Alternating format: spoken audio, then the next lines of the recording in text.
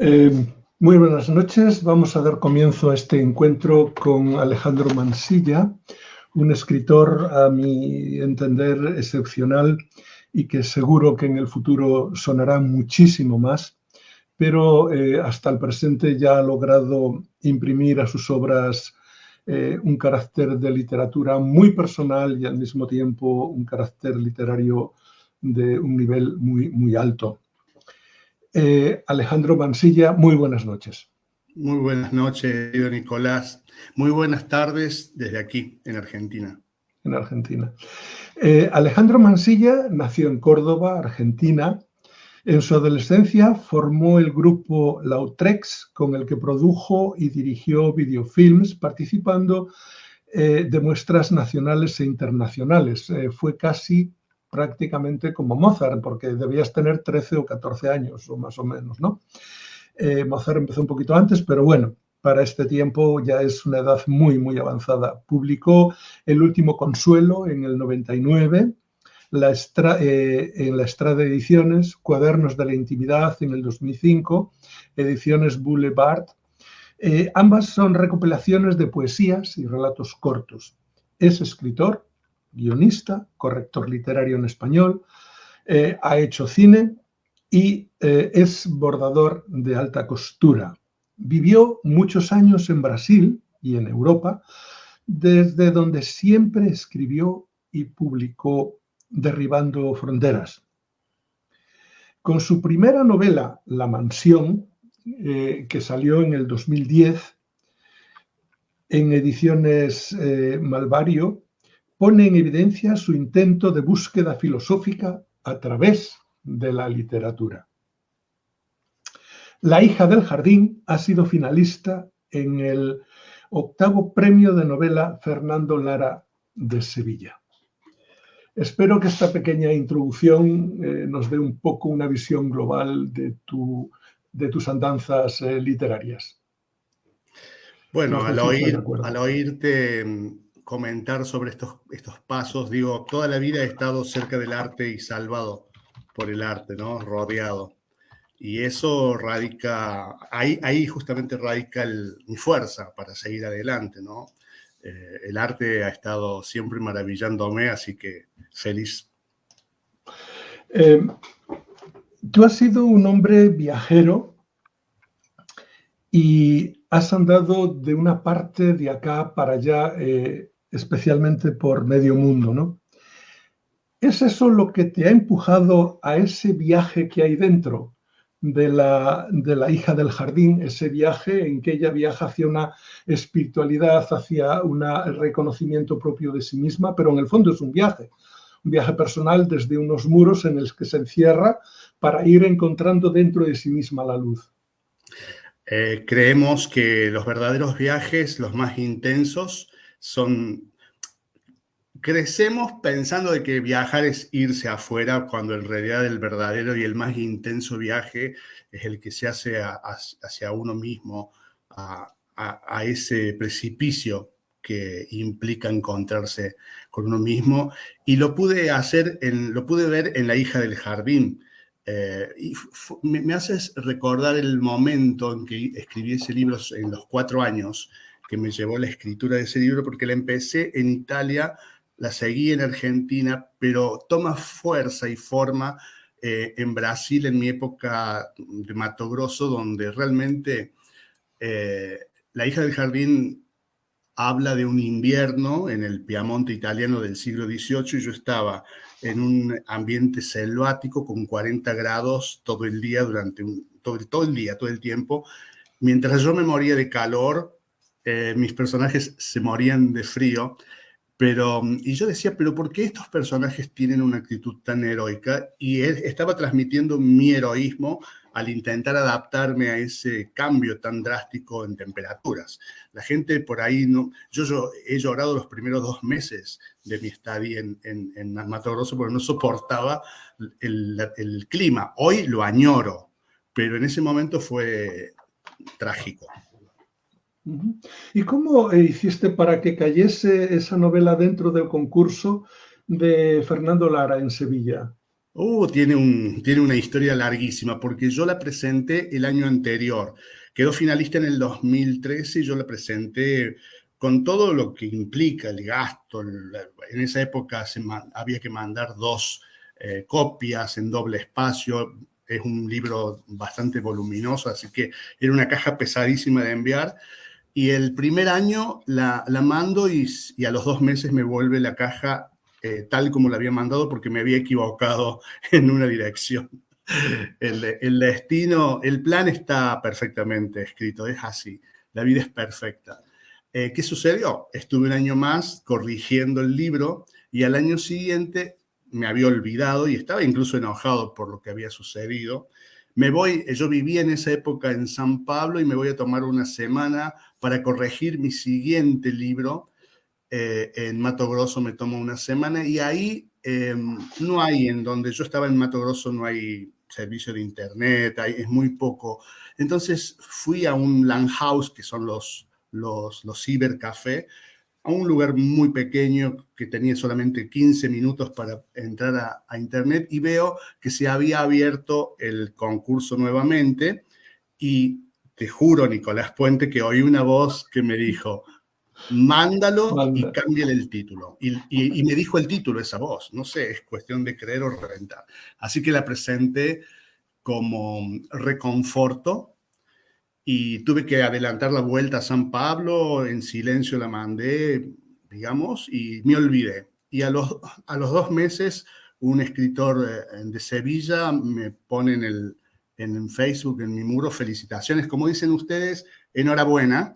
Y yo no Enhorabuena. entendía nada de qué era eso y entro a investigar y era primera finalista, era la primera de las 10 finalistas y empecé a saltar, llegando hasta el techo, una alegría. Claro, Y claro. fue la primera vez en mi vida que en esa noche dormí. En realidad fue la segunda vez, después te cuento en privado la primera.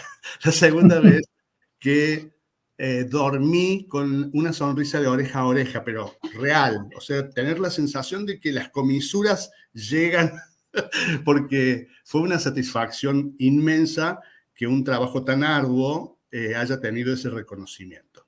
Así que una felicidad. Y guiado por esas voces que andan rondando siempre a los escritores. Y cuéntanos un poco cómo es tu trabajo, tu forma de construir las historias, de darle forma. Bueno, hasta La hija del jardín y La palabra según Emilia, pero sobre todo La hija del jardín, yo dejaba que los personajes hablasen, entonces por eso me llevó 4 años y yo no tenía idea de lo que se trataba, no sé qué sucedía. Estuve 2 años escribiendo sensaciones, estaba familiarizándome con los personajes, pero después del segundo año, recién ahí empecé a trabajar con la estructura. En mis primeros libros he sido así. No es decir desordenado, es tener un orden especial, un orden de ellos. Pero después del 2018, con mis siguientes libros, ha sido diferente y bueno, siempre tomando anotación de todo. El escritor trabaja las 24 horas del día y un poco más. Estamos siempre prestando atención donde suena una palabra y cuando tenemos la palabra la forzamos. Es un trabajo titánico. Los escritores tendríamos que participar de olimpiadas realmente porque uno piensa, la gente en general cree que es poco trabajo porque estamos sentados y es un agotamiento mucho más grande porque es cuerpo y mente y alma. Entonces, una vez que tengo esas anotaciones, voy llenando archivos de anotaciones. Cada tanto organizo, entro, me hago guiar por esas voces y voy armando párrafos y digo, bueno, este párrafo va para este personaje que hace tiempo se me apareció. Es armado de rompecabezas. Por tanto, yo entiendo un poco que tú eres más bien escritor de brújula que escritor de mapa, ¿no? En el sentido de que el de mapa, pues, sabe por dónde discurre el camino, y el de brújula, bueno, hay que ir más o menos por aquí, por donde me indica hacia el norte. Yo lo he disfrutado la brújula, pero también hay que disfrutar los mapas. Ahora, por ejemplo, sé cómo empieza y cómo comienza un libro y no tengo idea qué es lo que sucede en el medio, como le sucedía a Borges en la construcción de sus cuentos y sus poemas. Pero me ha pasado en este último libro que terminé el año pasado, de que yo creía tener un final y estando viviendo en Goiânia, esto ha sucedido en abril de este año, te juro que eran las 5 de la mañana, que yo suelo despertarme a esa hora, y se me presentó uno de los personajes que no tendría por qué estar ahí, fue un total, no estaba para nada y él quería estar en el final del libro y me lo hizo cambiar. Me levanté y estuve trabajando todo ese día en un nuevo final y fascinado porque si bien hay que tenerlos cortitos por ahí a los personajes, también hay que dejarlos que ellos griten, que expresen porque ellos traen un mensaje. Ellos tienen acceso a las otras dimensiones más que nosotros. Entonces, soy obediente a lo que ellos dicen. ¿Dirías, yo creo que lo he leído en algún sitio, pero dirías que la búsqueda de la emoción es uno de los motores de tu vida, de tu forma de escribir? Tu intento es provocar emociones en el lector o en el espectador porque haces cine, o en alguna de tus películas, o incluso en alguna novia, por lo de alta costura, ¿no? Tras que le entregues tus bordados, por ejemplo. O sea, ¿la búsqueda de la emoción es el camino que tú sigues y que tú pretendes? Más que el camino es mi objetivo llegar al corazón. Mientras uno de mis libros llegue a un lector, yo ya estoy satisfecho. Y soy muy afortunado porque eso, gracias a la providencia, como dicen mis personajes, sucede.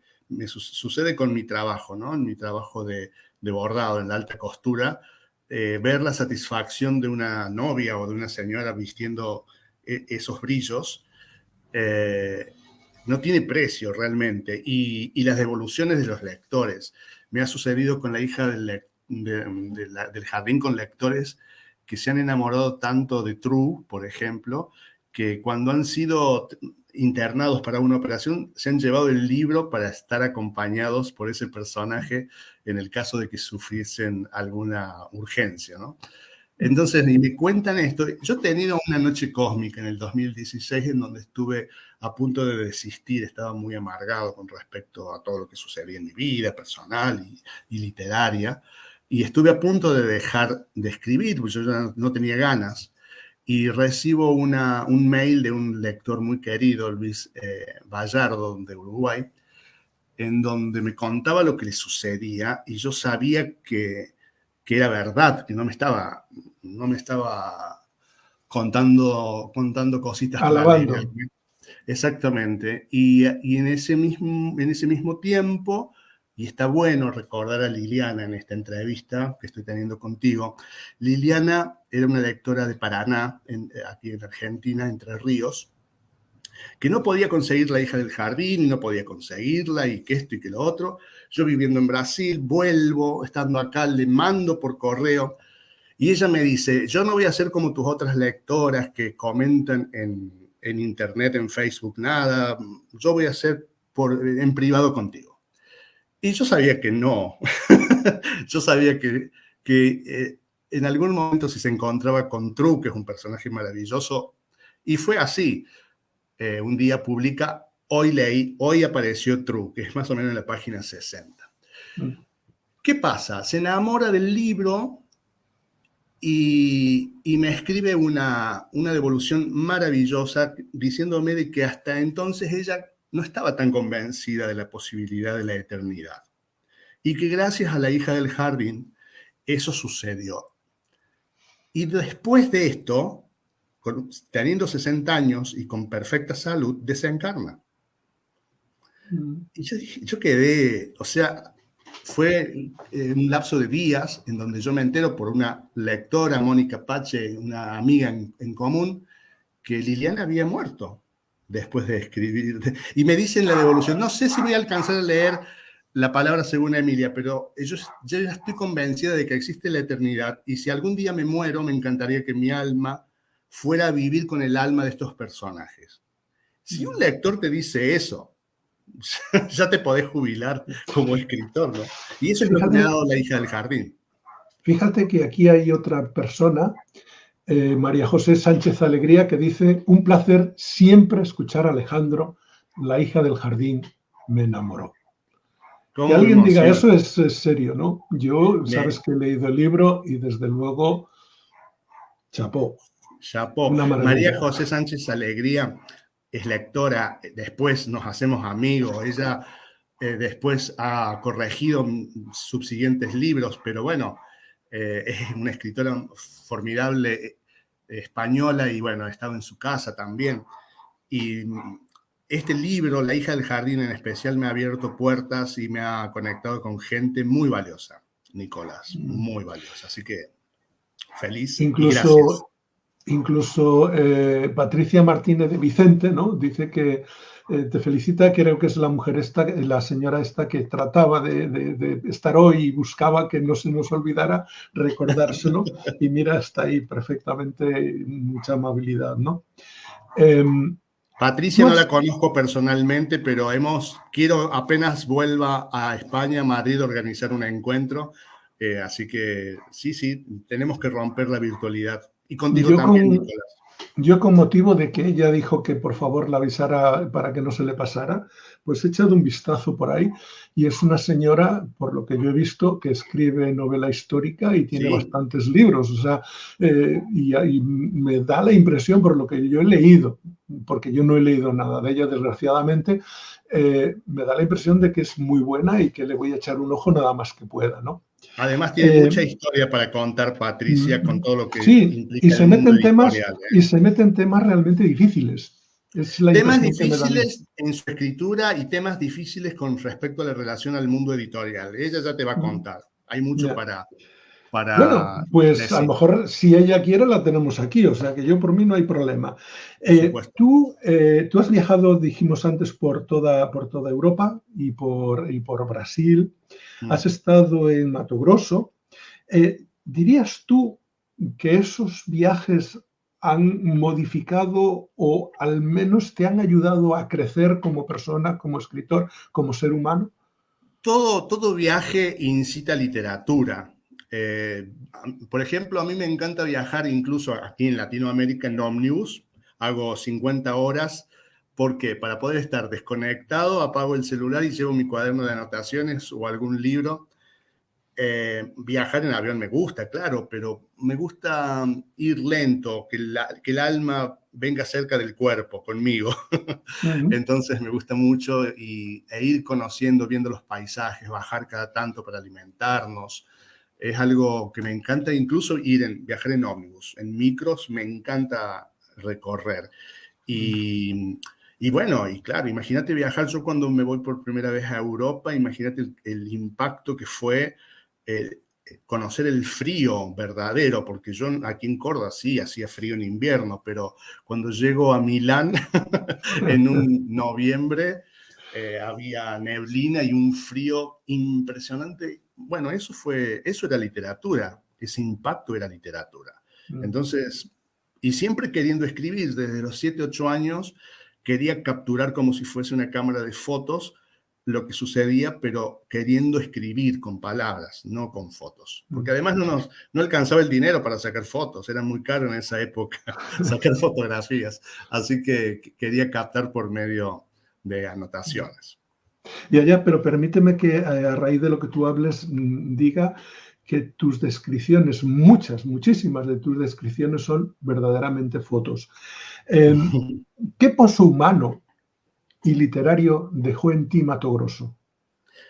Ay, ay, ay, ay, ay. Incluso oigo el sonido Mato Grosso y hay una vibración en mi cuerpo. Ha sido una experiencia sensual muy fuerte a nivel físico, como te decía, adaptarme primero a la temperatura, pero también había que adaptarse a al poder de los colores, al aroma, al aire.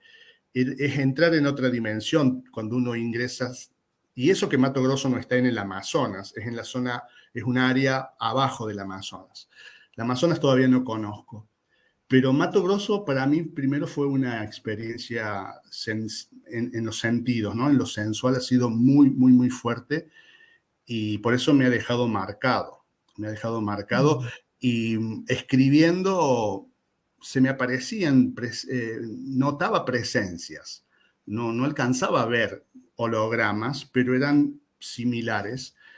Y ahí ¿Qué sucede con Mato Grosso? Yo nací como escritor ahí. Si bien yo he sido escritor toda la vida, acá en Argentina se mezclaban mis otras actividades como dirección de cine o la moda. Pero cuando yo me instalo en este pueblito en Yusimeira, en Mato Grosso, nadie, casi te lo estoy diciendo en portugués, casi te digo, nadie sabía mi pasado. Entonces yo me presento hablando al señor del mercado que soy un escritor y escribía en la galería de la casa que yo alquilaba y la gente que pasaba decía, ahí vive el escritor. Y me dediqué a escribir a papel, ¿no? A mano, en lápiz y papel, La hija del jardín. No tenía mesa en esa casa alquilada, porque en Brasil, en los lugares muy rústicos, la gente en la casa tiene sofás y comen en el sofá, no en una mesa con sillas. Hay muchas cosas que la confrontación cultural, ¿no? Entonces yo conseguí una silla y esa silla era mi escritorio y ahí escribía La hija del jardín. Entonces es una experiencia muy fuerte y de mucho amor, una vibración amorosa muy grande, porque ese paisaje terminó de regalarme La hija del jardín. Cuadernos para no morir es justo la trilogía y dentro de ella está La hija del jardín, que es la primera parte, luego viene La palabra según Emilia y luego Brasiliana. De la primera, de La hija del jardín, hemos hablado un poco, pero vamos a seguir hablando, ¿no? Pero antes voy a preguntarte un poco, ¿qué tienes que ver o qué tiene que ver Borges, Italo Calvino y Umberto Eco contigo? Mucho, todo, no sé, mucha cosa. Borges es para estar hablando horas y días enteros, porque como sabes, estos grandes escritores como Jorge Luis Borges o Clarice Lispector en Brasil, todo el mundo, el pueblo lo nombra, pero no lo ha leído. Sí, Borges, pero no han agarrado nunca un libro. Yo cuando era muy jovencito salieron las obras completas, las compré y las empecé a leer, pero de manera mágica, porque me costaba leerlos. Y una noche abro haciendo como adivinanzas, ¿no? Una mancia con el libro y dice, querido lector, si aún no has leído este libro es porque Borges todavía no ha escrito para ti. Yo decía, esto además de un objeto mágico, está súper vivo, es un objeto muy fuerte. Y fue un tiempo larguísimo en donde yo dormía con los libros, porque me quedaba dormido en la noche, y acá al lado tengo otro libro de Borges, todo el tiempo estoy cerca de él. Y por las cosas fortuitas de la vida, me toca ir a Ginebra y me toca dormir en una casa es vecina al lado del cementerio donde está enterrado Borges. Estaba dentro de mis planes averiguar dónde quedaba el cementerio, yo quería ir, no quería... Pero cuando llego a esa casa me doy con que la casa estaba al lado del cementerio y yo había pernoctado a 40 metros de la tumba de Borges. Ahí sí ya, eso sucedió en el 94, ahí ya lo empecé a leer y a estudiar y dije, bueno, esto es una cosa seria que tengo con este hombre y tomé una decisión que puede parecer sumamente altanera. Él habla de que todos los grandes escritores escriben a sus sucesores y yo dije, quiero ser su sucesor. Pero suena altanero, pero es de la mayor humildad porque he pecado muchas veces de ser demasiado humilde con respecto a mi trabajo, pero con respecto a Borges, me hago cargo, porque implica un trabajo muy arduo el recuperar la palabra y hacer un trabajo de bibliotecario como él lo hizo. Y eso es lo que yo hago con mis libros. Intento recuperar la palabra, intento recuperar este idioma tan maravilloso que es el castellano, y lo intento todo el tiempo, no escribo libros livianitos. Implican un trabajo por parte del lector. ¿Cuánta filosofía hay en tu literatura? Bueno, también esa es otra parte, ¿no? Que sin buscarlo. Sucedió como el milagro con Borges. Me sucedió en 1987 tener un encuentro que nunca se cortó con un filósofo impresionante que es Gianni Vattimo, junto a Milan Kundera, padre de la posmodernidad, y surgió una amistad, un encuentro de almas gemelas muy inexplicable, muy tortuoso por años, muy maravilloso en otro tiempo. Eso termina de marcar mi estadía en Europa también durante 20 años, desde 1987 hasta el 90. Sí, han sido 22 años de idas y vueltas y de impregnarme con con esa forma de pensamiento. Yo había leído algunos libros de él, pero era más importante compartir almuerzos, conversaciones, viajes, y descubrí de que hay una sabiduría, un conocimiento que entra a nivel celular, funciona a nivel celular. Estar en cercanía con una persona tan genial como Gianni ayudó muchísimo a mi literatura. En la novela, Isabel Cabaza, la protagonista, la hija del jardín, tras ese accidente, desgraciado accidente del candelabro que se le cae y la quema, se cierra a los ojos del mundo y a sus ojos de su propio marido. Prácticamente es una emparedada. Se cierra en un palacio e incluso llega a cerrar muchas de las ventanas para que no entre la luz, ¿no? Pero justo cuando más encerrada estaba a emprender un viaje interior hacia sí misma, es decir, va a emprender un viaje hacia el centro de sí misma, todavía más dentro de sí misma, ¿no? ¿Tienes algo que ver con esa afición tuya a los viajes? Tiene que ver y en gran parte es muy autobiográfica esta novela, ¿no? ¿En qué sentido? Porque si bien Isabela hace levantar muros de piedras, yo he vivido como Alejandro rodeado de muros invisibles. Yo he sido un niño que he vivido muy encerrado y los muros son transparentes. Entonces se me hace muy difícil, siempre se me hizo muy difícil mostrarme tal cual soy, descubrir mi propia prosperidad, mi propia inteligencia. Me ha llevado mucho más tiempo. Yo veo otras personas que se hacen cargo de su prosperidad y su inteligencia mucho más rápido. A mí me lleva 20 años. Como te digo, como escritor, yo me siento recibido recién ahora, hace 2 años, en Goiânia, cuando ya tenía escrita incluso La hija del jardín, pero no me veía, no me hacía cargo de eso, no me creía esa realidad. Y eso también es un viaje, es un trayecto. Va a llevar mucho tiempo seguir aprendiendo, pero bueno, estamos en esa, ¿no? En La hija del jardín, o sobre La hija del jardín, en alguna de las entrevistas has dicho algo que desde luego a mí me parece que merecería un comentario por tu parte, y tú has dicho que es un libro escrito para no morir. Sí, totalmente. Bueno, es un tema, si va a quedar algo de mí después de esta vida, es que he intentado la eternidad, me ha fascinado desde niño, me ha fascinado la eternidad. Me encantaría ser recordado como un escritor de la eternidad.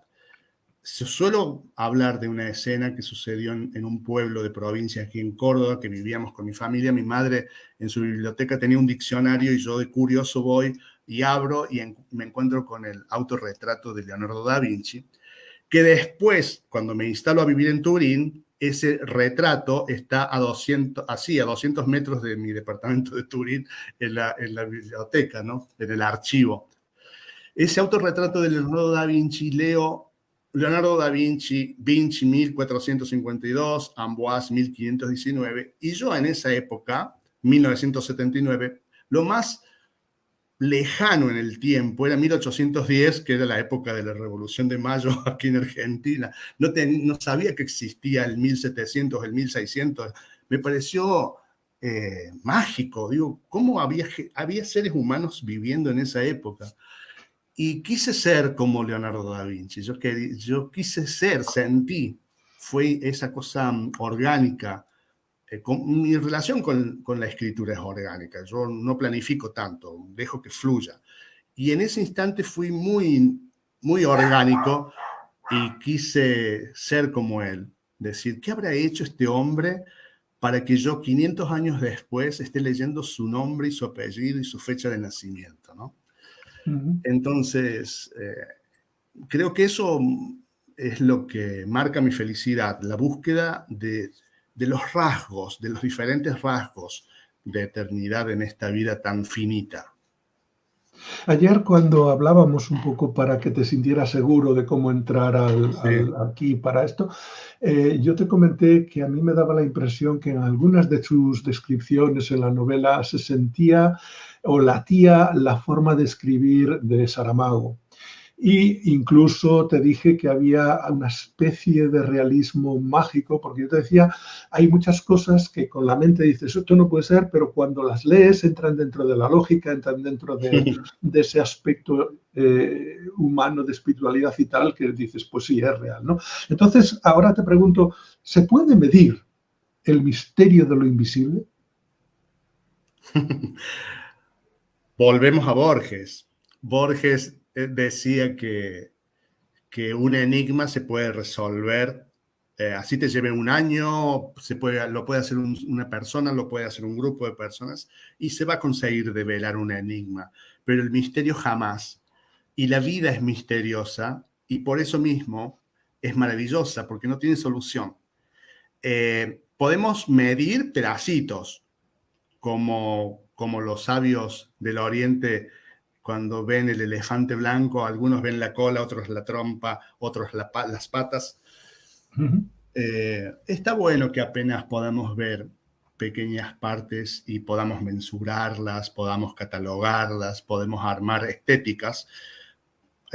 Y está bueno que seamos pequeños ante esa gran inmensidad. Necesitamos grandes inmensidades, grandes zonas desconocidas para ponernos las pilas y seguir investigando, porque si no quedaríamos ahí con el tedio a medio camino, ¿no? Entonces, para ti, desde luego, la vida es un hecho mágico.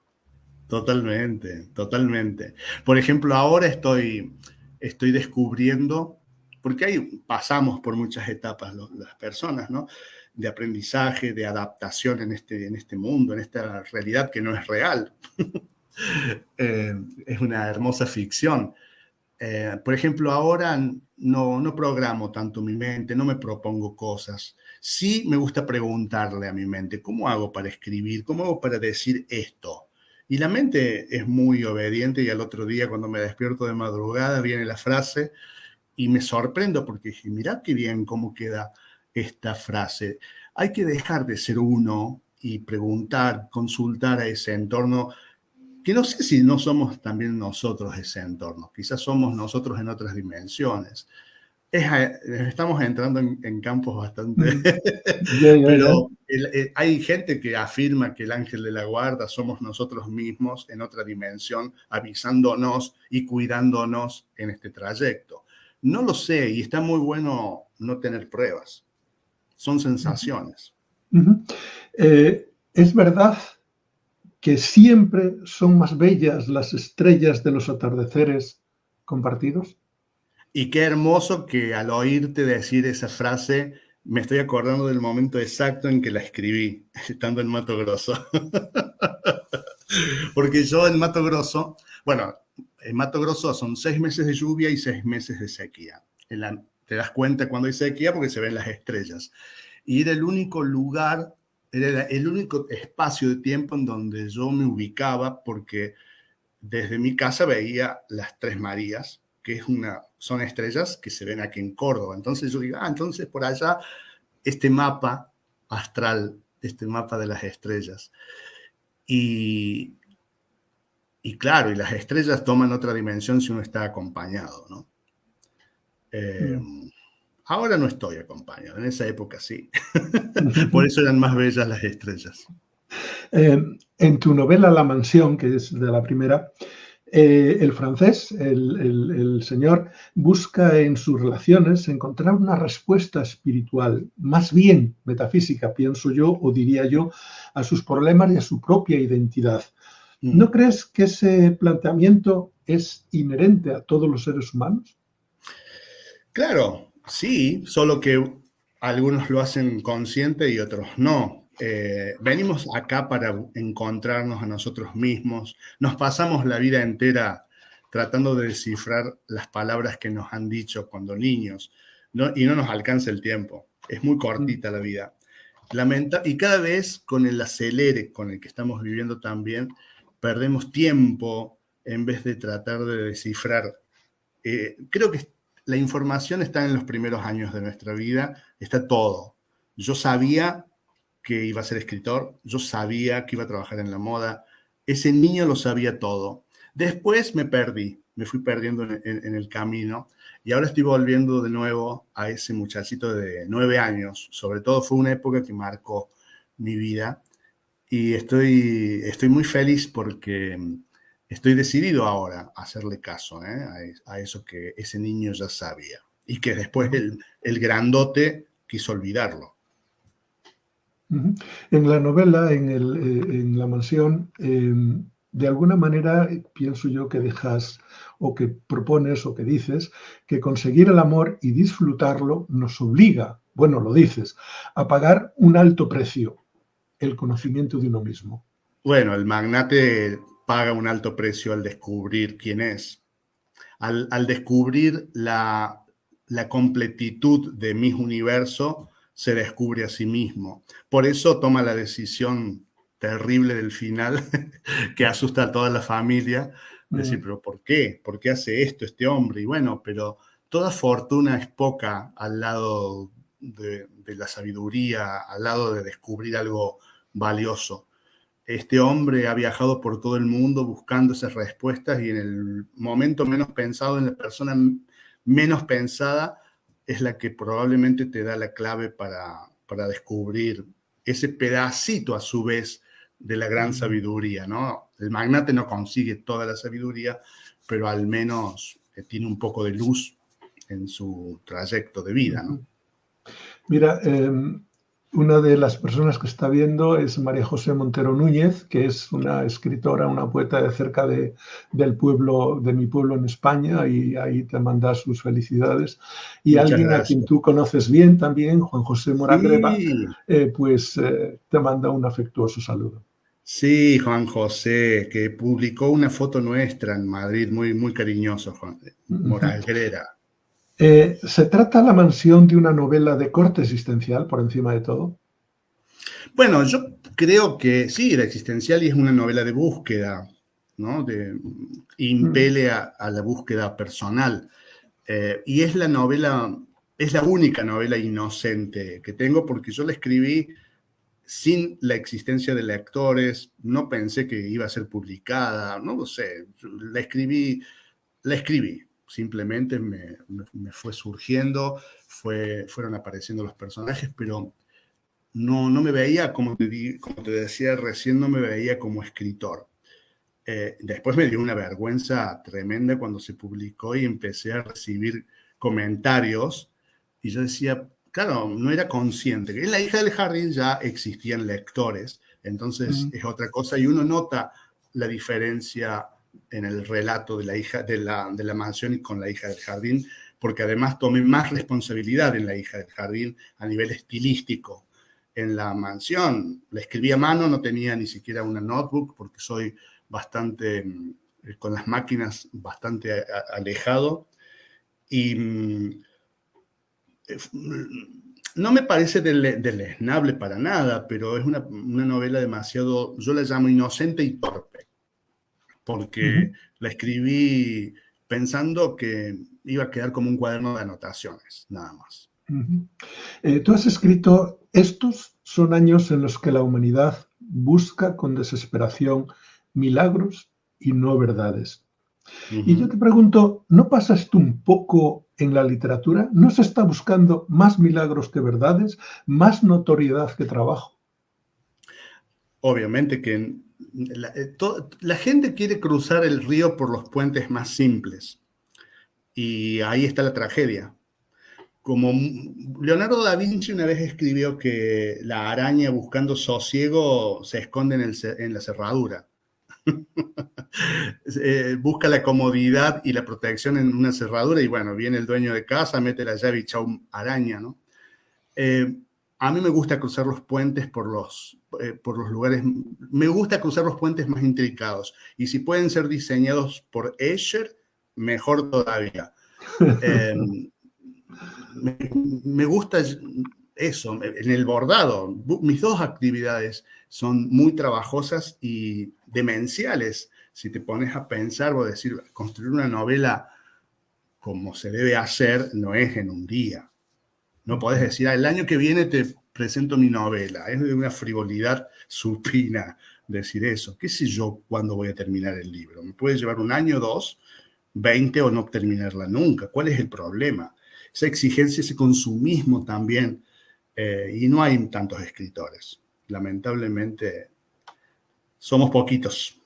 Y lo digo de verdad, lamentablemente, porque me encantaría que hubiese más personas y porque entre nosotros valoramos el trabajo del otro. Entonces, no hay competencia. Sí, hoy en España me comentaba una persona que está al tanto en el mundo editorial, me contaba en España que se publican 80.000 libros. Ya me dirás tú a mí cómo, o sea, son 80.000 libros, pero yo no sé si son 80.000 tomos de literatura. O sea, me parece difícil tener que aceptar eso, ¿no? Pero bueno, ¿qué es lo que más detestas a la hora del proceso de publicar, de llevar el libro a imprenta? Lento estaría para decirte todo lo que me disgusta. De hecho, hace mucho que no publico. En el 2016 ha sido la última. Brasiliana ha quedado todavía sin publicar. Es muy arduo tener que publicar, teniendo que tener sí o sí un agente para poder conseguir una editorial que a su vez tenga una buena distribución. Lo que sucede, querido Nicolás, es que estamos en un tiempo, desde hace ya más o menos 10 años, en donde hay tanta información y tanta vacuidad. Ya Foucault decía de que el mundo de la cultura era un gran océano con 10 centímetros de profundidad. Entonces, el abarcar grandes espacios, la naturaleza requiere llenar esos espacios. Y se llena con cualquier cosa. Entonces, el lector está acostumbrado a alimentarse con una lectura light. ¿Y qué sucede cuando uno se alimenta solamente con eso? Te morís.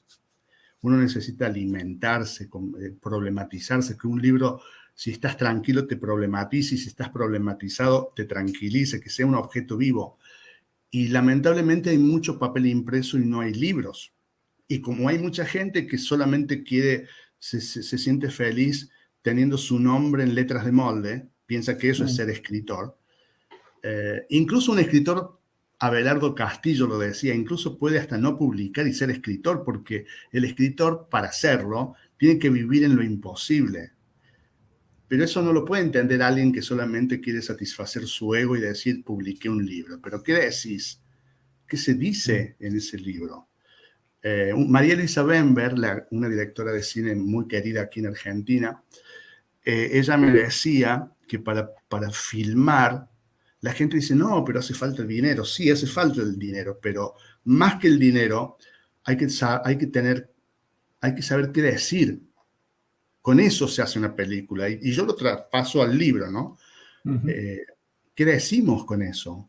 ¿Para qué vamos a publicar un libro apurado y después te quieres morir cuando descubrís que no pasa nada? Mira, Humberto Guevara, saludos, mi querido Alejandro. Estoy disfrutando al máximo de esta hermosa charla. Pues, qué bueno, gracias. Humberto, muchas gracias, mi querido Humberto Guevara. ¿Escribir en ti es una obsesión? ¿Es una manera de salvarte? Sí, no pasa un día, salvo ese periodo del 2016 en donde no tenía ganas de escribir, pero después todo el día, todo el tiempo, cuadernos de anotaciones. otro consejo de María Luisa Bember, ¿no? Me decía, nunca dejes de estar con un cuaderno porque viene una idea y hay que atraparla. Ujú. Y la palabra, sí, soy un obcecado. Ujú. Ayer me decías, estábamos hablando y me decías que, bueno, o sea, que a ti te parecía corregir una novela 90 veces algo poco. Ya llegando a 100 va siendo justo. Entonces está clarísimo que corriges mucho. Sí, ahora me haces recordar a la esposa de un editor, de mi editor de Buenos Aires, Corbeta. eh, Cuando yo le comentaba eso, ella me miraba con una pena, como diciendo, hay un problema psicológico acá, eso no está bien, Ale. Entonces, pero bueno, justamente ahora esperando nuestra transmisión, imagina qué estaba haciendo. Estaba corrigiendo un párrafo, pasarlo a PDF, leerlo en PDF, cambiarlo de letras porque bueno, el ojo se acostumbra y no detectas los errores. Pero Sí. bueno, ya está incorporado. Hace poco tiempo que soy escritor, como te digo, ¿no? Yo creo Mm. que le agarré la vuelta al rudimento de la escritura ahora en el 2020, recién. Eh, si algo se nota en la obra, por lo menos en lo que yo he leído, en los dos libros que yo he leído tuyos, es que tu vocabulario es amplísimo y sobre todo que te tomas un trabajo serio y profundo de buscar la palabra exacta, el adjetivo exacto, el sinónimo, etcétera, ¿no? ¿Tú crees que se puede escribir, porque en este momento se está escribiendo mucho, se puede escribir sin un gran vocabulario?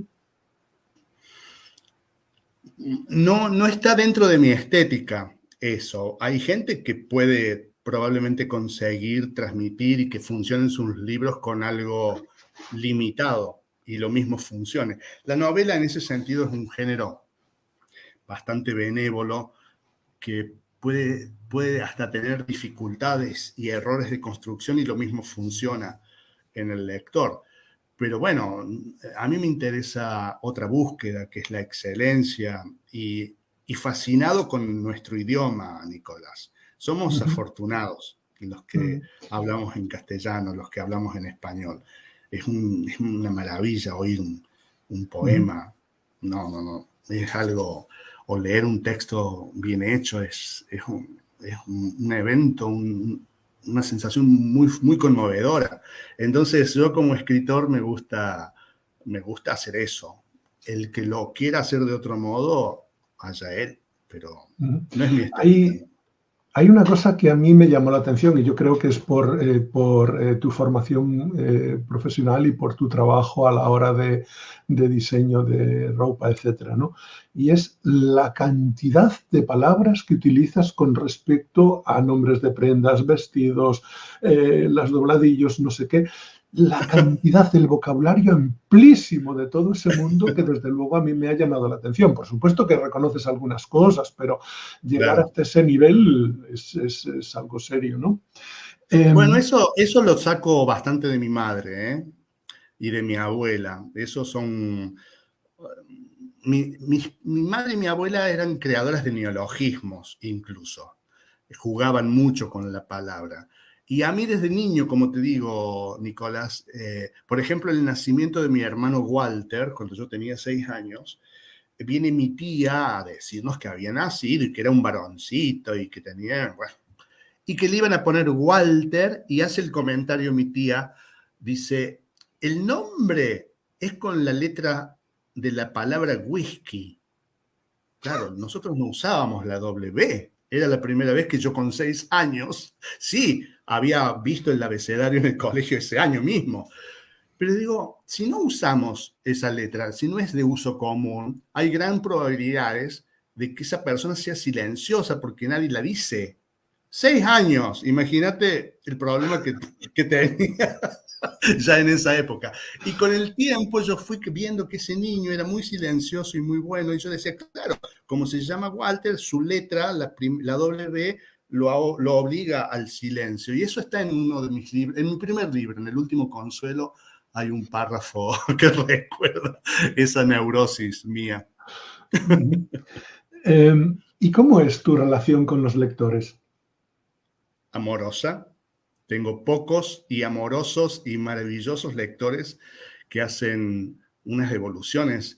Bueno, es un tipo de literatura que exige al comienzo, ¿eh? No, Humberto Eco, que tuve la suerte de Sí. conocerlo, él siempre me decía que hay que hacerle dificultoso el camino al lector en las primeras páginas para que no sea cualquiera el que tenga el lujo de completar el texto.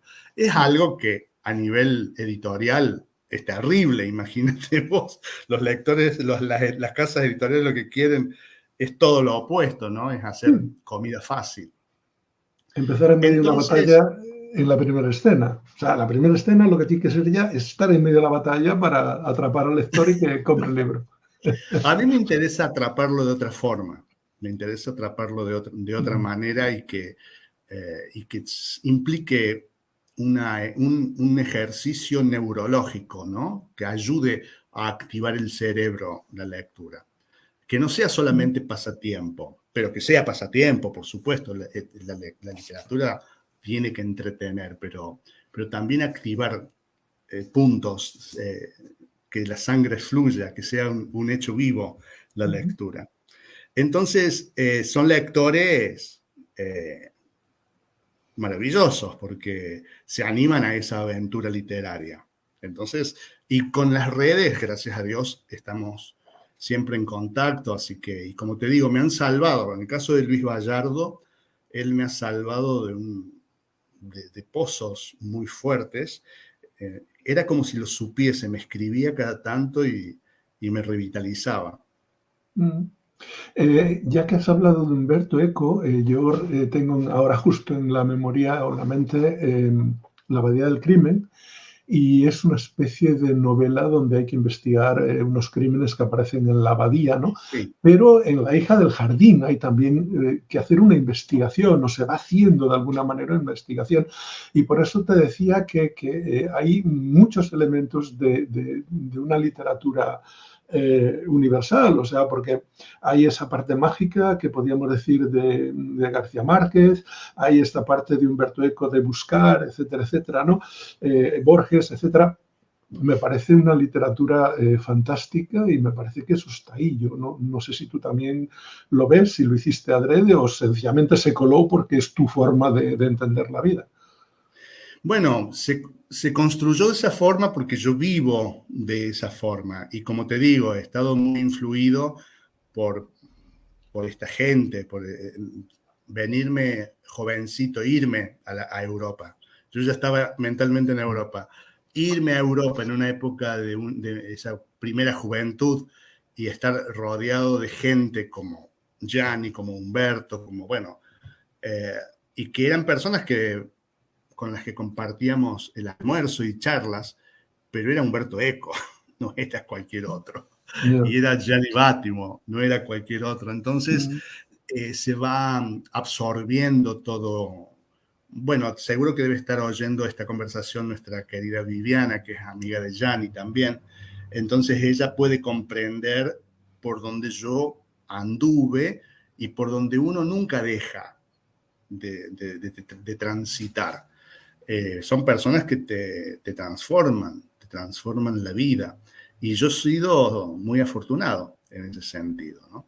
Entonces, todo lo que haga, así sea literatura, así sea un diseño de moda, así sea la vida, está influido por esa estética y es lo que marca la diferencia. Viviana es una mujer que pasa en silencio y tú casi no ves absolutamente nada de lo que hace o de lo que ha hecho, ¿no? Pero cuando conoces un poquito sabes que personajes realmente importantes de esta Sí, época han sí, pasado claro, y han tocado su vida. O sea, Borges lo conoce, ha estado con claro, él, claro. ha hablado Sí, sí, muchas sí. veces con él, Batino y montones de personas más que, bueno, sé que son, pero no voy a hablar de ellas porque no es el momento, ¿no? Decía William Faulkner, Faulkner decía, creo que el escritor es completamente amoral.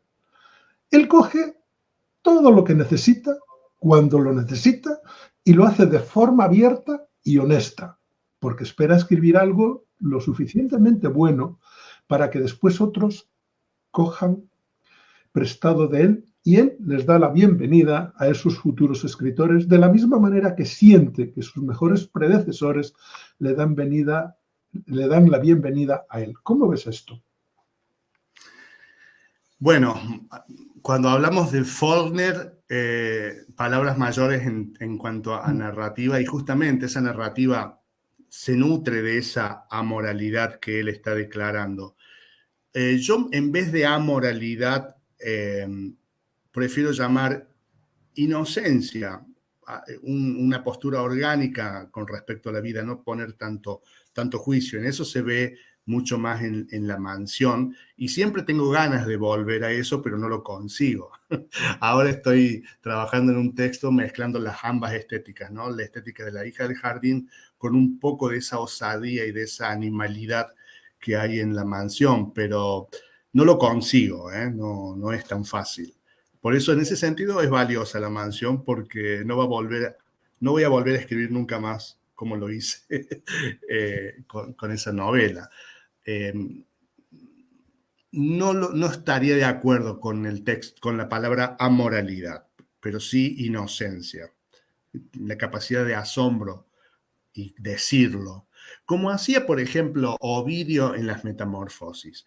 Cuando uno lee esos textos, es normal que suceda la metamorfosis, no hay un pensamiento crítico. Él cuenta que una persona se transforma en un pez y lo dice como si nada, con una simpleza y con una inocencia que es conmovedora.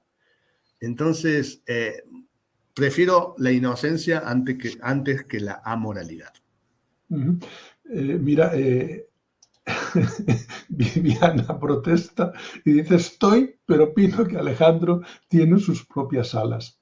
Claro, sí, yo también, como te digo, hace 2 años que me acordé que una vez tenía 9 años y que ya sabía todo esto, mucho antes de haberme encontrado con este grupo de gente maravillosa, y me hago cargo de mis propias alas y ahora es mi tiempo. Antes estuve a la sombra, porque no es fácil estar al lado de gente tan importante.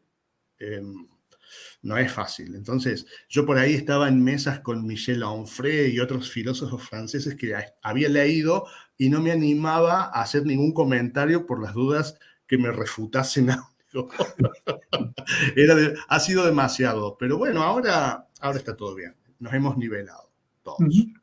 Hay una frase de Stephen King que dice: si no tienes tiempo de leer, no tendrás las herramientas para escribir. Hoy vemos por las redes que mucha gente presume de escribir sin haber leído un libro. ¿Cómo te suena a ti esto? Me suena horrible, justamente. Creo que hay que, como decía Borges, él se enorgullecía de las páginas que había leído más que de las páginas que había escrito. Hay que leer. Yo, de hecho, justamente el estar cerca de pensadores y de leer a grandes escritores, no pensé que nunca iba a poder escribir, porque me parecía algo inaccesible. ¿Cómo se hace para construir un libro? Eso no hay que ser humano, es algo solamente gente muy, muy superior. Y yo un día me vi instalado escribiendo La hija del jardín.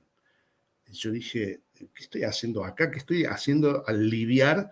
Porque lo que implicó La hija del jardín fue un trabajo, fue muy ambicioso. Yo me metí en un proyecto muy ambicioso, con investigación, con pesquisas, con trabajo etimológico. Leí a los clásicos, busqué en Ovidio, busqué en Plutarco, que eso no sucede en la Mansión, como te decía recién. La Mansión es otro tipo de trabajo. Y bueno, y yo no busqué esa ambición. Me vi un día instalado y ya le sentí el gusto y me parece maravilloso, y a seguir aprendiendo. Pues realmente se nos ha pasado 1 hora, o un poquito más de 1 hora. ¿Ya?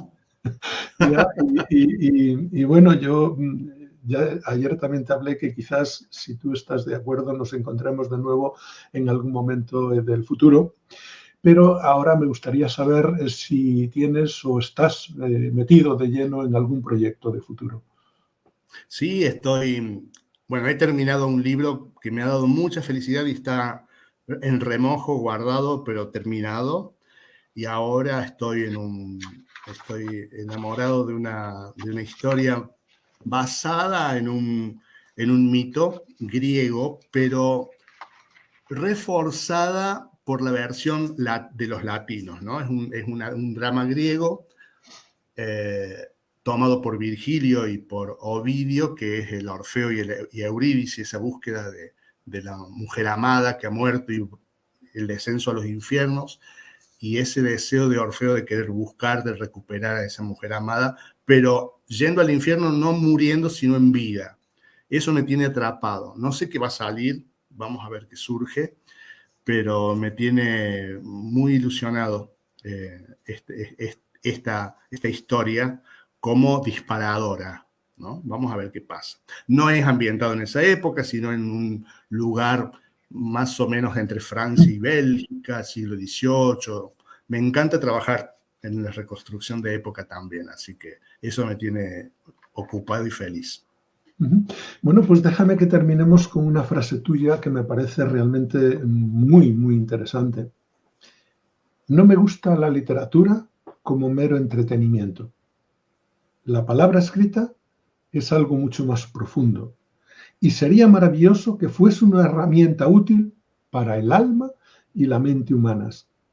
Aquel lector que sostiene la inteligencia y sensibilidad con cierta elegancia es mi lector ideal. Eso he dicho yo. Sí, coincido y sí. Sí. A mí me parece... Es que es lo que te decía recién sobre mis lectores. Son personas inteligentes y sensibles y a mí me interesa entablar relaciones no solamente con lectores, sino con las otras personas en el mundo en donde se pueda ejercitar la inteligencia y mostrar la sensibilidad, no como debilidad, sino como poder. Incluso creo que en algún momento, no sé hasta dónde, pero yo he visto alguna cosa donde tú tienes un contacto con los lectores, es decir, alguien va a tu casa y te habla sobre contigo, hablas con él sobre tu propia obra. Creo que hasta ahí has llegado. Sí, sí, sí, sí. Me gusta recibir en mi casa y me gusta ir a visitar a mis lectores. Son relaciones así, muy intensas. Entonces, bueno, me hablo con otros escritores y me dicen, nunca me ha pasado algo así, no, no surge, pero bueno, en mi caso surge, no es algo que se busque deliberadamente, surge de esa forma. Son lecturas muy intensas cuando logramos entablar esa relación primero en el espacio literario, después nos da ganas de seguir indagando como personas, ¿no? Claro, claro. No, sí, sí, sí, desde luego yo lo veo exactamente así también. O sea, una vez porque de alguna manera cuando una persona escribe queriendo, o sea, de forma consciente o inconsciente, se cuela un poco de lo que lees y entonces encontrarte con un lector que de alguna manera intuye entre el escrito cómo es o quién es la persona que ha puesto en palabras esa historia, pues es bueno también compartirlo y dialogarlo con ellos, ¿no? No, y a mí me sorprenden sus devoluciones porque me cuentan cosas que a mí no se me hubiesen ocurrido y que completan el relato. ¿Es así? De hecho yo pienso, ¿no?, que una vez que el libro se escapa de tus manos, ya es una criatura independiente, porque va a Totalmente. crecer en cada punto de una forma diferente. O sea, habrá un lector que lo interpreta de esta manera, el otro lo interpreta de otra, al otro le llegó el momento oportuno y le hizo sentirse no sé qué. O sea, tú entregas una cosa, pero se convierte en miles de pequeñas criaturas, ¿no?